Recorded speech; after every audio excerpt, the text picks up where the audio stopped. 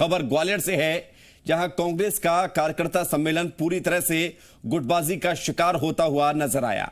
ग्वालियर चंबल संभाग के नेता डॉक्टर गोविंद सिंह, लाखन सिंह और अन्य विधायक कार्यकर्ता सम्मेलन में नहीं पहुंचे।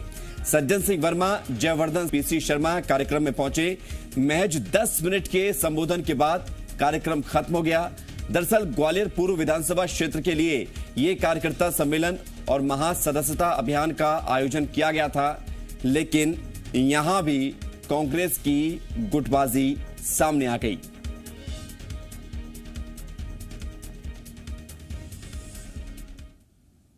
वहीं ग्वालियर में कांग्रेस के सदस्यता अभियान में गुटबाजी नजर आई और ग्वालियर चंबल संभाग के ही कई बड़े कांग्रेसी नेता कार्यक्रम में शामिल नहीं हुए, लेकिन पूर्व विधानसभा अध्यक्ष और कांग्रेस नेता एनपी प्रजापति ने इस कार्यक्रम को कामयाब बताया है।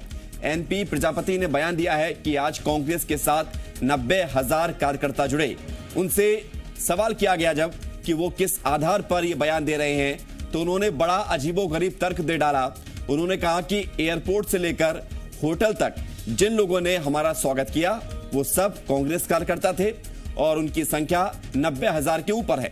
एनपी प्रजापति ने यह भी कहा कि पहले बीजेपी से सबूत लेकर आओ कि जिसने 76,000 कार्यकर्ताओं के जुड़ने का दावा किया।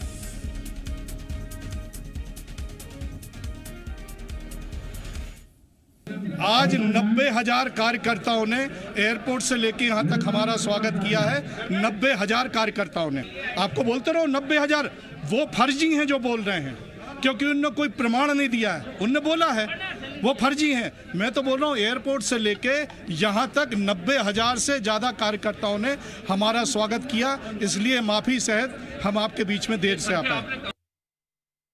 जी हाँ, तो आपने दावा भी सुना है, तस्वीरें भी देखी हैं। जी मीडिया संवाददाता शैलेंद्र ग्वालियर से और संदीप भोपाल से हमारे साथ जुड़ रहे हैं। बात करते हैं सबसे पहले शैलेंद्र, आपकी तरफ आएंगे क्योंकि कार्यक्रम ग्वालियर में हुआ और ग्वालियर में कांग्रेस के कार्यक्रम में गुटबाजी भी नजर आई और 90,000 का जो आंकड़ा कांग्रेस ने दिया है वो आंकड़ा ऐसा है कि जिस पर बीजेपी हंस सकती है और जो दावा है, जो तरीका है दावे का, जो बताया गया है वो समझ में नहीं आ रहा है कि कैसे 90,000 जुड़ गए।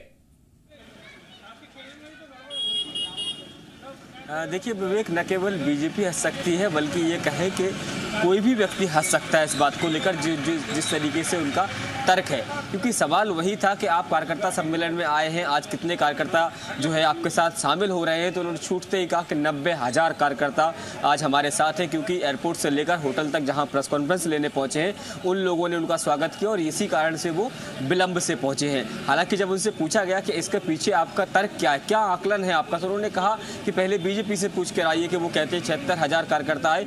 अगर बीजेपी के पास 76,000 कार्यकर्ता है तो हमारे पास भी 90,000 कार्यकर्ता है। तो ये चीज़ें दिखाती हैं कि किस तरीके से हल्के में लिया जा रहा है कांग्रेस के द्वारा इस तरह के प्रोग्राम को। जिस तरह से मैं थोड़ी देर पहले भी बता रहा था कि सदस्यता वहाँ अभियान था, ग्वालियर पूर्व विधानसभा क्षेत्र का था, वहाँ उपचुनाव होना है। मुन्नालाल गोयल जो है वो पार्टी से इस्तीफा देकर बीजेपी में शामिल हो गए हैं। ऐसे में वहाँ से दावेदारी कर रहे अशोक सिंह तोमर ने एक कार्यकर्ता सम्मेलन आयोजित किया था जिसमें पूरी पार्टी के तमाम आला कमान के जो नेता हैं उनको 1 बजे पहुंचना था, लेकिन पब्लिक 11 बजे से बैठी रही, लेकिन वो 3:30 और 4 बजे के लगभग वहां पहुंचते हैं और पहुंचने पर भी केवल 10 मिनट उस कार्यक्रम में दिए जाते हैं। और सबसे बड़ी बात यह है कि उस कार्यक्रम में ग्वालियर चंबल संभाग के तमाम बड़े नेता, चाहे डॉक्टर गोविंद सिंह की बात करें, लाखन सिंह की बात करें, रामनिवास रावत की बात करें या यहाँ तक कि पार्टी के जो जिलाध्यक्ष है उनकी भी बात करें, वो सारे के सारे लोग उस कार्यक्रम से नजरत थे। केवल उस कार्यक्रम में 3 लोग पहुंचते हैं, सज्जन सिंह वर्मा, जो पीसी शर्मा, क्योंकि पीसी शर्मा ग्वालियर पूर्व विधानसभा क्षेत्र। बिल्कुल, ये 3 नेता तो पहुंचे, अलावा 3 नेता चले ही थे ग्वालियर में पहुंचने के लिए और भोपाल से बाकायदा प्लेन से रवाना हुए थे ग्वालियर के लिए। संदीप, भोपाल से एक फौज भेजी जाती है मौका मुआयना करने के लिए कि ग्वालियर में देखकर आइए कि क्या स्थिति है, और ग्वालियर में जो भोपाल से नेता पहुंचते हैं वो मंच पर तो पहुंचते हैं, लेकिन उनके साथ वो लोग नहीं जुड़ते जो ग्वालियर में नेता माने जाते हैं, जिनकी पूरी राजनीतिक बिसात है। क्या संदेश है इसका?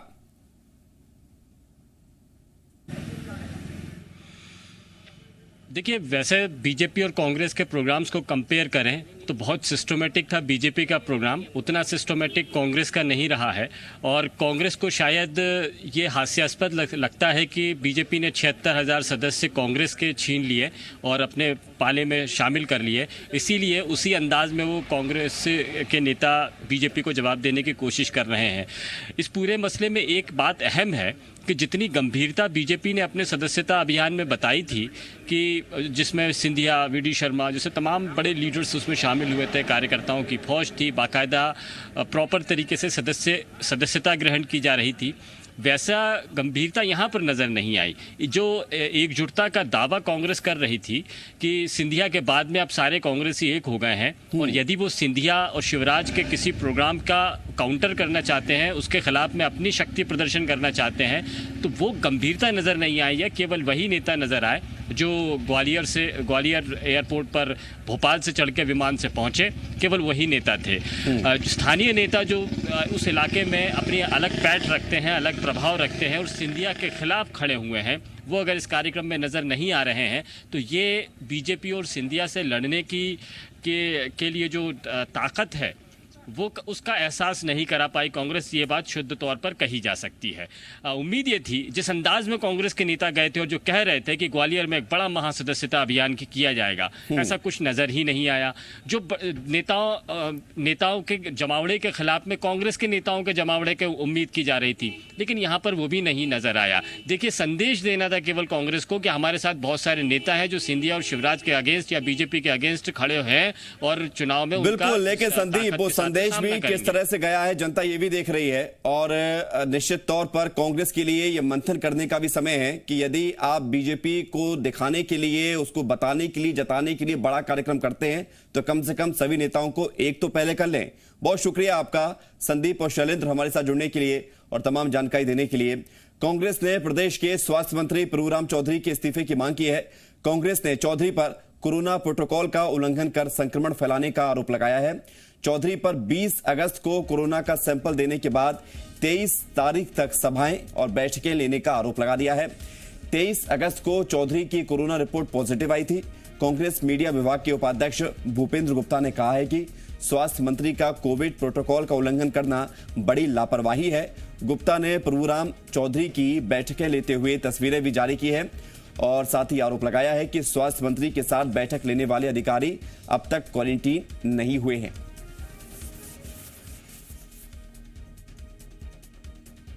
कोई स्वास्थ्य मंत्री जो स्वयं डॉक्टर है, अगर इस तरह की आपराधिक लापरवाहियां करता है और निर्लज्ज से प्रशासन को भी अलाउ करता है कि वो जो है कोरोना कैरियर बन के घूमे, तो ऐसे स्वास्थ्य मंत्री को पद पर रहने का क्या अधिकार है? इसे तत्काल बर्खास्त कर देना चाहिए।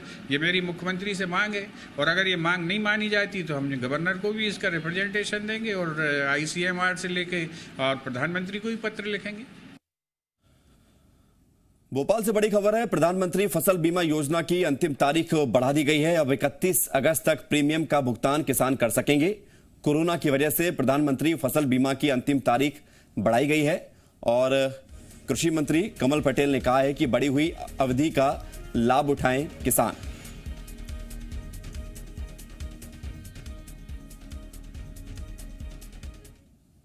मध्य प्रदेश में खाद्य और राशन की कालाबाजारी को लेकर सरकार सख्त नजर आ रही है। इसी संबंध में सीएम शिवराज सिंह चौहान ने आज मंत्रालय में अधिकारियों के साथ बैठक की। बैठक में जिलों के कलेक्टर्स और एसपी शामिल हुए, साथ ही मुख्य सचिव और डीजीपी भी इस बैठक में मौजूद रहे। बैठक में सीएम ने कालाबाजारी पर लगाम लगाने के लिए कलेक्टर्स और एसपी को निर्देश दिए, साथ ही अपराधियों पर केस दर्ज करने और वाहन राजसात करने के भी निर्देश दिए गए।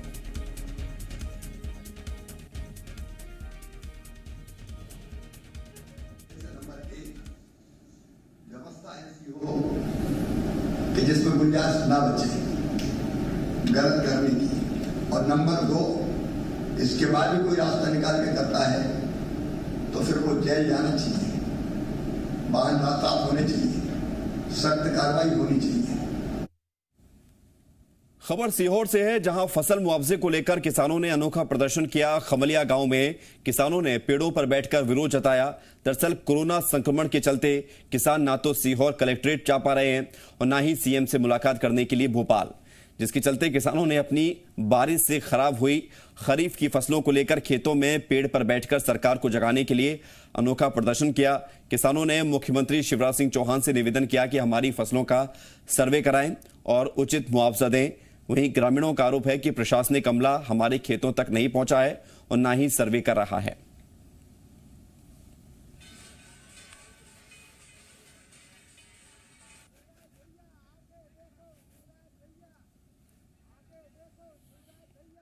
मजबूरी में आज इस कोरोना काल में सोशल डिस्टेंसिंग का पालन करते हुए किसान लोगों ने पेड़ पे चढ़ करके डाली डाली पे सोशल डिस्टेंसिंग का दूर करते, क्योंकि इस वक्त किसान कहीं जा तो सकता नहीं, माननीय मुख्यमंत्री तक कैसे जाए। माननीय मुख्यमंत्री से आपके माध्यम से यही हम अनुरोध करते हैं, मुख्यमंत्री महोदय तत्काल सर्वे कराया जाए, बीमा राशि दिलाया जाए, किसान को मुआवजा दिलाया जाए।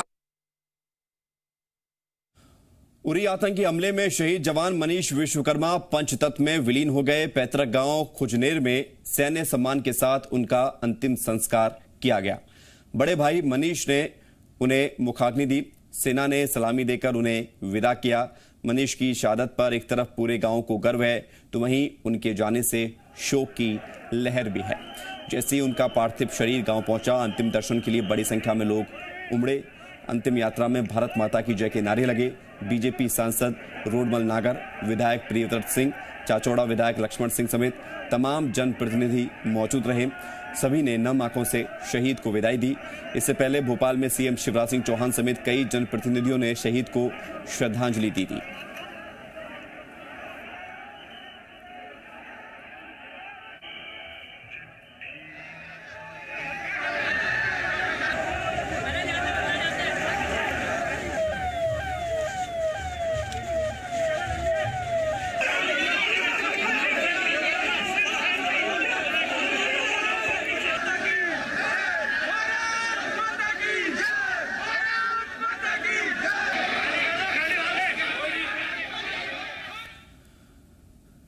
राजगढ़ में शहीद मनीष विश्वकर्मा के अंतिम दर्शन के लिए लोगों का जनसैलाब उमड़ा।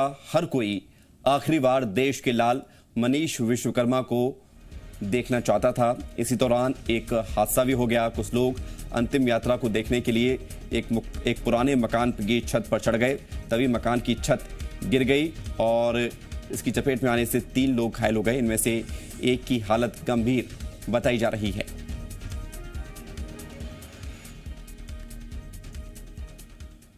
खबर झाबुआ से है, जहां अनलॉक की प्रक्रिया शुरू होने के बाद भी यात्री बसों के पहिए थमे हुए हैं। बस संचालक और परिवहन विभाग के बीच अब भी सहमति नहीं बन पाई है। बस संचालक टैक्स माफी और किराया वृद्धि की मांग पर अड़े हुए हैं, लेकिन अभी इस पर विचार नहीं हुआ है और कोई फैसला नहीं हो पाया है। बसों के नहीं चलने से आमजन काफी परेशान है। लोगों का कहना है कि निजी वाहन से यात्रा करना महंगा पड़ रहा है, साथ ही दुर्घटना का भी खतरा बना हुआ है।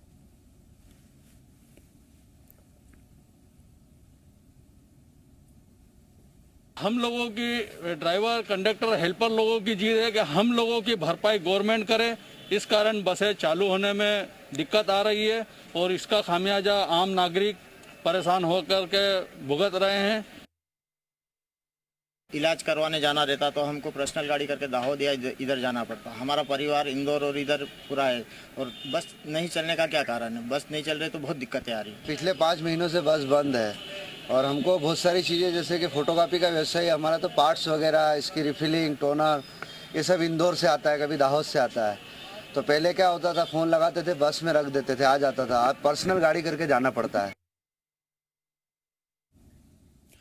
टीकमगढ़ में एक युवक ने अपनी ही पत्नी की हत्या कर दी। आरोपी ने महिला को चाकू मारा और फिर गोली भी मारी। सूचना पाकर मौके पर पहुंची पुलिस ने घेराबंदी की, आरोपी को गिरफ्तार कर लिया। सतवारा गांव की यह पूरी घटना है और बताया जा रहा है कि आरोपी अक्सर अपनी पत्नी के चरित्र पर संदेह करता था, उससे मारपीट करता था। महिला के परिजनों ने भी बताया है कि आरोपी आए दिन अपनी पत्नी को प्रताड़ित करता था। पुलिस ने फिलहाल मामला दर्ज कर लिया है और आरोपी से पूछताछ जारी है।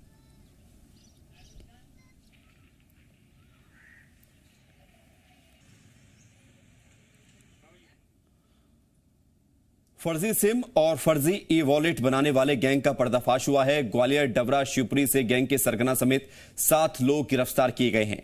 ये गैंग देश में साइबर क्राइम करने वाले गिरोहों को ठगी के सामान मुहैया करवाते थे। भोपाल साइबर क्राइम थाने में क्रेडिट कार्ड से 80,000 रुपए की धोखाधड़ी की शिकायत हुई थी, जिसकी जांच करते करते पुलिस इन 7 आरोपियों तक पहुंची है। जांच में यह भी पता चला है कि गैंग के कुछ लोग एयरटेल कंपनी में कर्मचारी हैं, कुछ सिम कार्ड बेचने का काम करते हैं। इस गैंग का तार कई राज्यों से जुड़ा हुआ है। पुलिस पूछताछ में और भी खुलासे हो सकते हैं। दुकान के अंदर ही एक सीसीटीवी है जिसमें एक व्यक्ति दिख रहा है, जिसमें उसका हुलिया की स्पष्ट पहचान तो भी नहीं हो पा रही, लेकिन संभवतः वह पहचान हो जाएगी। करीबन 50 ग्राम सोने के ज्वेलर्स ले गया है। चूंकि दुकान में चांदी का बहुत सामान था, लेकिन चोर ऐसा प्रतीत हो रहा कोई परिचित होगा, उसके द्वारा केवल सोने के सामान ही निकाला गया और चांदी का सामान नहीं ले गया है। और इस बीच रुक रहे छोटे से ब्रेक के लिए। ब्रेक के बाद भी खबरें लगातार जारी हैं।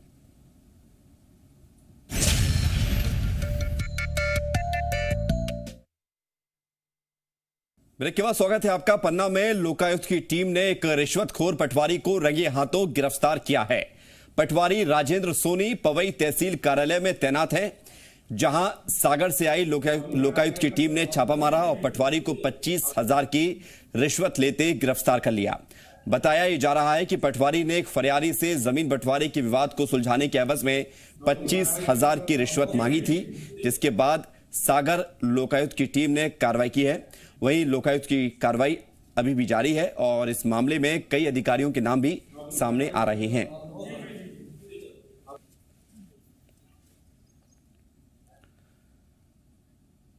सागर में कलेक्टर की बैठक के दौरान एक शराबी ने दफ्तर के बाहर जमकर हंगामा किया। दरअसल मकरोनिया नगर पालिका में कलेक्टर एक बैठक ले रहे थे। इस दौरान एक शराबी आ गया और बाहर जमकर हंगामा किया, जिसके बाद पुलिसकर्मी उसे मकरोनिया थाने लेकर आ गए, जहां पूछताछ की जा रही है।